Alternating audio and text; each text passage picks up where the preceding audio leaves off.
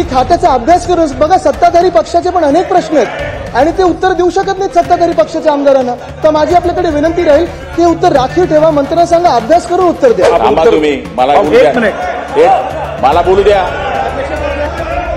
त्यांच्या बाबांनी कळलं होतं म्हणून त्यांनी मला खातं दिलं होतं हे त्यांना माहित नाही अजून. त्या वडिलांना कळलं होतं म्हणून त्यांनी मला हे खातं दिलं होतं. ठीक आहे, मी सूचना करू आणि सहकार्य करू. इथे अनेक मंत्री येतात, अभ्यास करून येतात, स्वतः मुख्यमंत्री महोदय स्वतःचे उत्तर देतात, उपमुख्यमंत्री उत्तर देतात. अध्यक्ष महोदय, माझी आपल्याकडे विनंती राहील की आपण आपल्या दालनात ह्या विषयाबद्दल एक बैठक बोलवा. कारण काय झालंय, मंत्री महोदयांचं प्रत्येक उत्तर केंद्र सरकारचं रॅन्डम आहे. ह्यांनी MIDC तर आपलं राज्य कृषीप्रधान राज्य आहे, इंडस्ट्रियलाइज राज्य आहे. आपण बोटं टाकून चालणार नाही. आणि जर आतापर्यंत ह्यांना वाटत असेल की आता बैठका लावायला पाहिजेत, मग खातं कळलंय की नाही हा मूळ विषय राहतो ना इथे. तर अध्यक्ष महोदय, माझी आपल्याकडे विनंती राहील की खात्याचा अभ्यास करून बघा. सत्ताधारी पक्षाचे पण अनेक प्रश्न आहेत आणि ते उत्तर देऊ शकत नाहीत सत्ताधारी पक्षाच्या आमदारांना. तर माझी आपल्याकडे विनंती राहील की उत्तर राखीव ठेवा. मंत्र्यांना सांगा अभ्यास करून उत्तर द्या. चला पुढे रोहित पवार बोला. अध्यक्ष महोदय, मंत्री महोदय, ठीक आहे, एक माझ्या नंतर तुम्ही मला एक मिनिट मला बोलू द्या. रोहित पवार एक मिनिट. त्यांच्या बाबांनी कळलं होतं म्हणून त्यांनी मला खातं दिलं होतं हे त्यांना माहित नाही अजून. बोला मंत्री महोदय बोला. त्या वडिलांना कळलं होतं म्हणून त्यांनी मला हे खातं दिलं होतं. ठीक आहे, चला. अध्यक्ष महोदय, अरे थांबा डॉक्टर. अध्यक्ष महोदय एक मिनिट बसून घ्या, सगळ्यांनी बसून घ्या. बघा हे फार बसा. भास्करराव, मी बोलतोय, आपण बसा ना. मग बसा, मग समज देईन ना. बसा तुम्ही खाली, पहिली खाली बसा. एक लक्षात घ्या, नाही हे बरोबर नाही. हे चाललंय ते अत्यंत अयोग्य चाललंय. खाली बसा. हे बघा, महाराष्ट्र विधानसभा ही देशातली सर्वात उत्कृष्ट लेजिस्लेटिव्ह बॉडी म्हणून मानली जाते. आम्ही जेव्हा देश स्तरावरतील पीठासीन अधिकाऱ्यांच्या कॉन्फरन्सेसला जातो तेव्हा महाराष्ट्र विधानसभेबद्दल जो मान सगळ्यांमध्ये आहे तो कुठे कमी व्हायची पाळी आणू नका. आपण पर्सनल रिमार्क्स कोणाविषयी करणं चुकीचं आहे. मी ते रेकॉर्डवरनं काढून टाकणार. चला. अध्यक्ष महोदय, मंत्री महोदयांना मला आपल्या माध्यमातून फक्त विनंती करायची आहे की उत्तरामध्ये काही रोग जे या नायट्रेटमुळे होतात ते होत नाहीत असं तुम्ही मान्य केले. फक्त ते चेक करावं, कॅन्सर वगैरे. दुसरं, अध्यक्ष महोदय, आमचं काय म्हणणं आहे की तुमच्या डिपार्टमेंटच्या माध्यमातून 25-30 हजार कोटी रुपयाची जलजीवनची कामं चालू आहेत. आपलं नायट्रेट ही मोठी अडचण आहे. तर तुम्ही तुमच्या डिपार्टमेंटला सांगून योजना चालू आहेत त्याच्यामध्येच काय गोष्टी इनकॉर्पोरेट केल्या, जसं मी कर्जतचा विषय सांगितला, असं सगळ्याच ठिकाणी आहे. तर कदाचित हे फ्रॉम सोर्स पासूनच आपल्याला हे पूर्णपणे काढून घेता येईल. आणि तिसरा मुद्दा माझा असा आहे, महाराष्ट्र सरकार म्हणते 11%, केंद्र म्हणते 35%. ही मोठी तफावत आहे आणि आपल्याला बरं वाटतं 11% म्हणून आपण 11% बोलतो, हे चुकीचं आहे.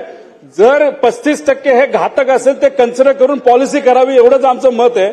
त्यामुळे प्रश्न आमचा समजला नसेल तर आम्हाला परत एकदा विचारावं, फक्त लूज कॉमेंट करू नये एवढीच विनंती मंत्री महोदयांना करतो. ठीक आहे. प्रश्न क्रमांक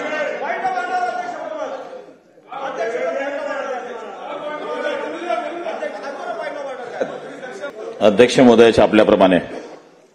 अध्यक्ष महोदय, केंद्रीय भूजल मंडळाने प्रसिद्ध केलेला वार्षिक भूजल गुणवत्ता अहवाल 2024 सेंट्रल ग्राउंड वॉटर बोर्ड नुसार महाराष्ट्रातील वर्धा, बुलढाणा, अमरावती, नांदेड, बीड, जळगाव आणि यवतमाळ या 7 जिल्ह्यांमध्ये भूजलात नायट्रोजनचे सर्वाधिक प्रमाण अध्यक्ष महोदय आहे.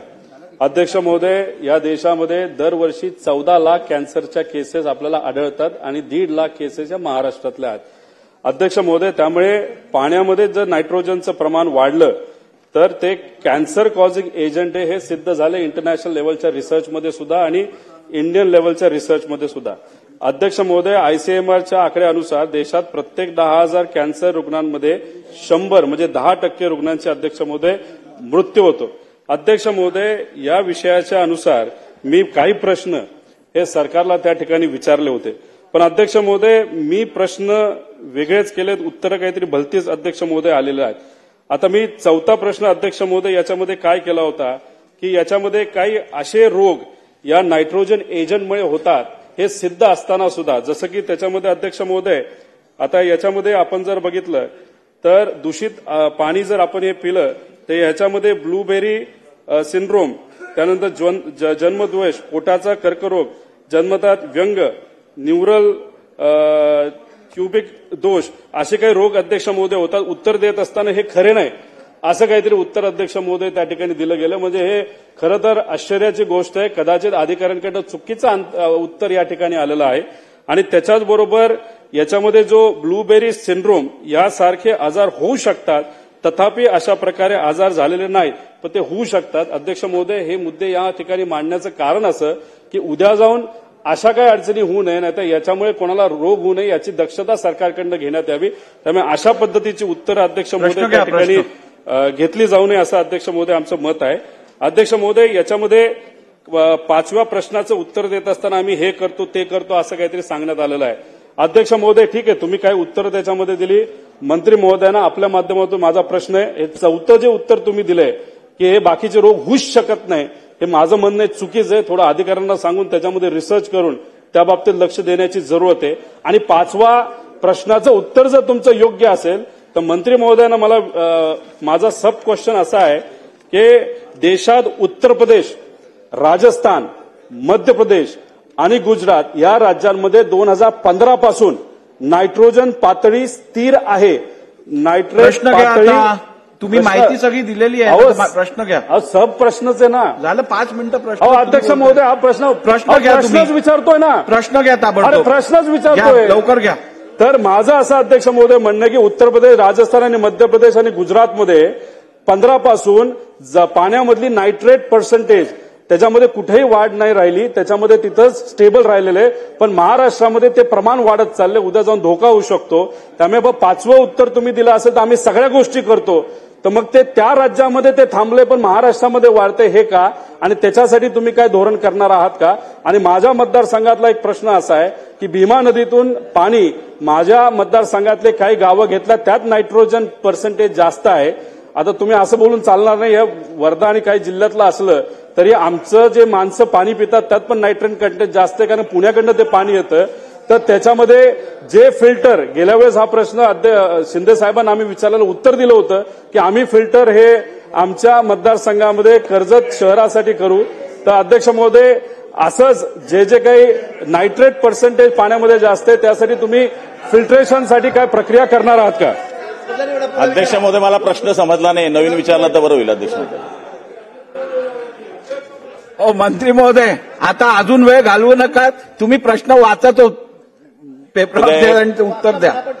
त्यांनी प्रश्न जे विचारले त्या प्रश्नाच्या बाबतीमध्ये मी एवढंच सांगेल की बसा रोहितजी, बसा मूळ खाली बसा, बोलू ते त्यांना उत्तर देऊ. बसा, मूळ जो प्रश्न बसा, मी समजावतो. बसा, मी समजावतो. बसा, अहो मी समजावतो. बसा.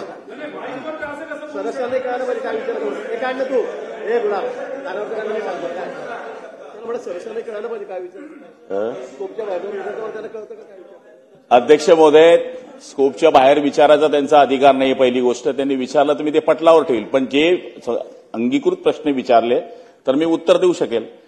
मी या ठिकाणी त्यांनी जे प्रश्न विचारले की नायट्रेटचं प्रमाण वाढलंय का, तर अध्यक्ष महोदय होय, केंद्र सरकार आणि राज्य सरकार ह्या दोघ्या वेगळ्या वेगळ्या एजन्सी आहेत. केंद्र सरकार हे रँडम पाणी तपासणी करतं आणि आपलं राज्य सरकार हे या ठिकाणी प्रत्येक जो स्रोत आहे त्या ठिकाणी तपासणी करतं. केंद्र सरकारच्या नियमानुसार मूळ 35% या ठिकाणी नायट्रेटचं प्रमाण आणि राज्य सरकारमध्ये नमुन्यांची या ठिकाणी जर पाहिलं तर 11.62% नमुन्या या ठिकाणी नायट्रेटचं प्रमाण असल्याचं दाखवलंय. नायट्रेट का वाढतं, मूळ रोहित दादा बारामतीचे आहेत, आपण कृषी तज्ज्ञ आहेत. नायट्रेट वाढण्याचं मूळ कारण युरिया वापर, नत्र वापर. मूळ हा प्रश्न जरी पाण्याशी संबंधित असला तरी कृषी खात्याला आपल्याला याच्या बाबतीमध्ये विश्वासात घ्यावा लागणार आहे. आपल्या सगळ्या आमदार महोदयांना खाली शेतकऱ्यांना जागृत करावं लागणार आहे की जर पुढच्या काळामध्ये अशाच पद्धतीचं मटेरियलचा वापर सुरू राहिला तर आता हे 7च जिल्हे जरी आपल्याला बाधित दिसत असले तर पुढच्या काळात 36 जिल्हे तुम्हाला बाधित दिसतील. याच्यामध्ये पाण्याचा दोष आहे तो कशामुळे आहे तर मूळ युरियाचं प्रमाण मटेरियलचं प्रमाण जास्त वापर करत असल्यामुळे या ठिकाणी याचं प्रमाण वाढलेलं आहे.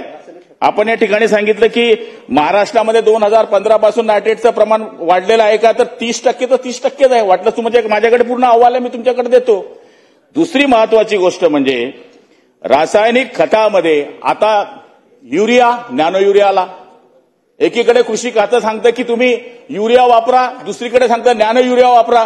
पहिली गोष्ट आहे माननीय कृषी मंत्र्यांबरोबर कृषी प्रधान सचिवांबरोबर आणि पाणी पुरवठा मंत्र्यांच्या प्रधान सचिवांबरोबर आणि आपल्या सगळ्या आमदार मोद्यांबरोबर ही बैठक घ्यावी लागेल की आपल्याला शेतकऱ्यांमध्ये जागृती करावी लागेल की तुम्ही कृत्रिम जे नेहमी शेणखत आहे या खताचा वापर कसा जास्तीत जास्त कराल नाहीतर ही भयावह गोष्ट आहे. तुम्ही सांगितली ती सत्य आहे मी त्याच्यामध्ये दुमत करत नाही की तुम्ही खोटं सांगतायत पण याचं मूळ कारण आपल्यावरच आता अवलंबून आहे की आपण शेतकऱ्यांना जागृत केल्याशिवाय हे पाण्याचे जे स्रोत आहे हे बळकटीकरण होणार नाही. म्हणून माझी अशी विनंती आहे की जे नमुने तपासलेले आहेत ते नमुन्यामध्ये 11.62%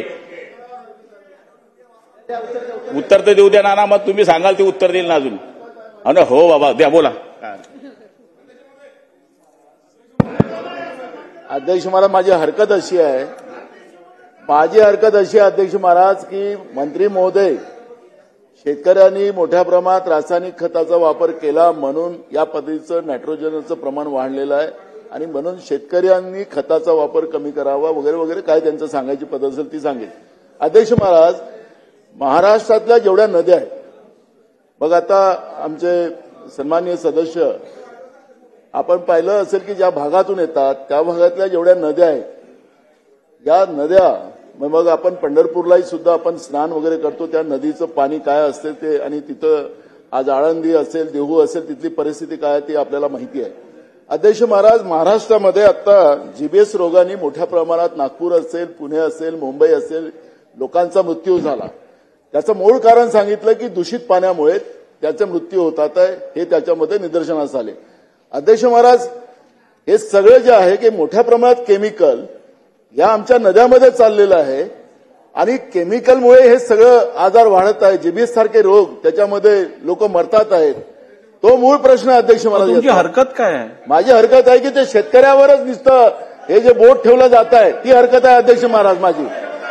शेतकरी कसा त्याला दोषी राहू शकता शेतकरी कसा दोषी राहू शकतो धोरण काय अध्यक्ष महाराज. मंत्री प्रशांत बंबांचा प्रश्न घेऊन मग तुम्ही उत्तर द्या.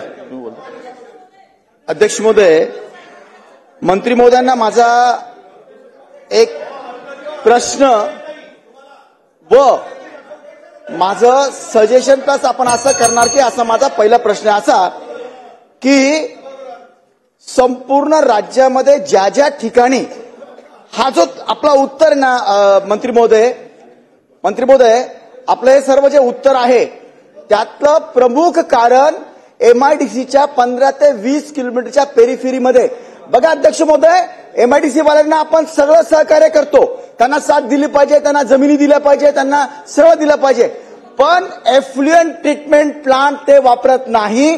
ते सेंट्रल एफ्लुएंट ट्रीटमेंट प्लांट मध्ये त्यांच्या सगळ्या जे काही रासायनिक पदार्थ असतात वेस्टेज ते तिथं टाकत नाही ते जमिनीत सोडतात आणि कालांतराने पावसाचा खालचा पाझर होतो आणि तो 20 किलोमीटरच्या पेरिफेरीमध्ये वाढतो आणि म्हणून एकमेव हे कारण त्यामध्ये आहे. आपण जे उत्तर देऊ लागले की बाबा हे शेणखत तर सरकार सगळ्या राज्याच्या शेतकऱ्यांना शेणखत उपलब्ध करून देणार आहात का हे माझे दोन प्रश्न आहेत. मंत्री महोदय. अध्यक्ष महोदय या ठिकाणी रोहित दादांनी जो प्रश्न विचारला तो 7 जिल्ह्यांच्या बाबतीमधला प्रश्न विचारला होता की या 7 जिल्ह्यामध्ये